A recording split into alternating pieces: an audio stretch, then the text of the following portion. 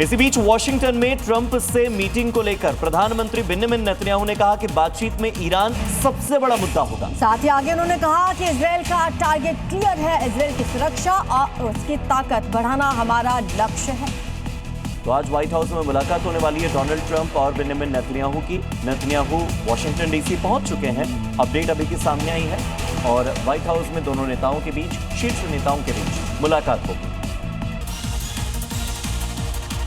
और इसी बीच बड़ी खबर आ रही जम्मू कश्मीर से, जहां पर अमरनाथ यात्रियों से भरी हुई एक बस पलट गई है।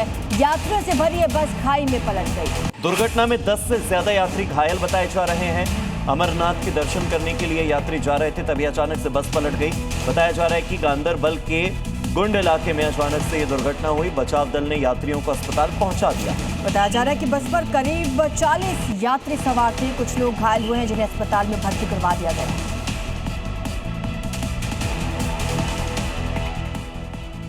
शिक्षा मंत्री के इस्तीफे के बाद दिल्ली में प्रदर्शन तो खत्म हो गया, लेकिन अब दिल्ली पुलिस एक्शन में है और उन अपराधियों की तलाश कर रही है जिन्होंने प्रदर्शन के दौरान जमकर बवाल मचाया और तोड़फोड़ की थी। सैकड़ों सीसीटीवी और वायरल वीडियो से जिन अपराधियों की पहचान की है, उन पर संगीन मामले दर्ज हैं। करीब 2900 की पहचान की है, जिसमें 989 लोगों के खिलाफ हत्या, हत्या के प्रयास, डकैती, रेप, महिलाओं के खिलाफ अपराध, आर्म्स एक्ट, अपहरण, झपटमारी और NDPS जैसे गंभीर मामले हैं। प्रदर्शन के दौरान भी ये आरोपी सीसीटीवी तस्वीरों में हिंसा करते कैद हुए हैं, जिसमें बैरिकेड्स तोड़ना, पुलिस पर पथराव, पेपर स्प्रे का इस्तेमाल, तोड़फोड़, जवानों पर हमला और उनके जूते छीनते दिख रहे हैं।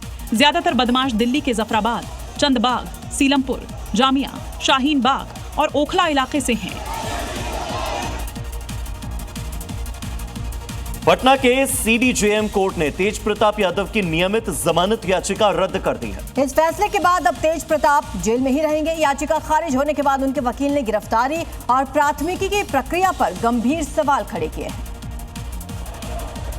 बिहार बंद के दौरान 25 जुलाई को पटना में हुए उपद्रव और हिंसा के मामले में गिरफ्तार JD के राष्ट्रीय अध्यक्ष तेज प्रताप यादव फिलहाल 14 दिनों की न्यायिक हिरासत में बेउर केंद्रीय कारा में बंद हैं। बेउर जेल पहुंचने के बाद तेज प्रताप यादव ने सीने में दर्द की शिकायत की थी, जिसके बाद उनको मेडिकल ऑब्जर्वेशन में रखा है, जिसको आधार बनाकर लगाई गई जमानत याचिका को कोर्ट ने खारिज कर दिया। आनन फानन में FIR आती है, अरेस्टिंग पहले हो जाती है, तो ये पूरा लॉ का नेग्लिजेंस है और इस तरीके से किसी को डिटेन करना ये बिल्कुल इलीगल है। खबर छत्तीसगढ़ से, जहां रायपुर में लाखों रुपए की चोरी का खुलासा हुआ। घर का शेफ ही चोरी का मास्टरमाइंड निकला। 51,50,000 रुपए कैश समेत 70 लाख की चोरी हुई थी। आरोपी महेंद्र और पिंटू यादव दोनों को अरेस्ट कर लिया गया है। रायपुर में चोरी की और उसके बाद नागपुर भाग गए। नागपुर रेलवे स्टेशन से ये भाग रहे थे आरोपी, लेकिन पकड़े गए। जेवर, सोना चांदी, दस्तावेज सब बरामद कर लिया है पुलिस ने।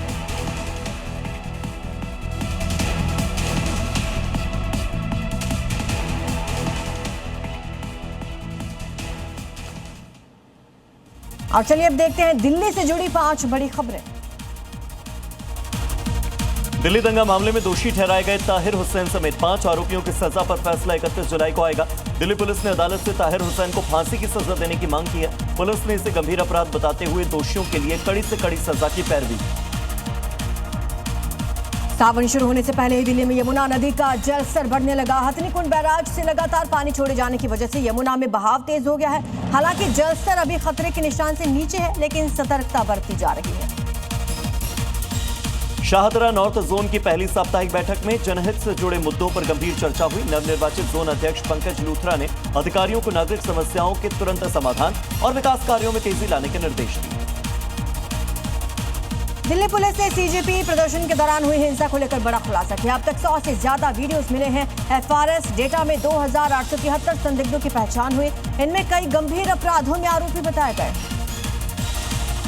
दिल्ली में कॉमनवेल्थ टेबल टेनिस चैंपियनशिप का मुख्यमंत्री रेखा गुप्ता ने त्यागराज स्टेडियम में उद्घाटन किया। अंतर्राष्ट्रीय खिलाड़ियों से सजे इस टूर्नामेंट में रोमांचक मुकाबले देखने को मिलेंगे। 2 अगस्त तक ये प्रतियोगिता चलने वाली है।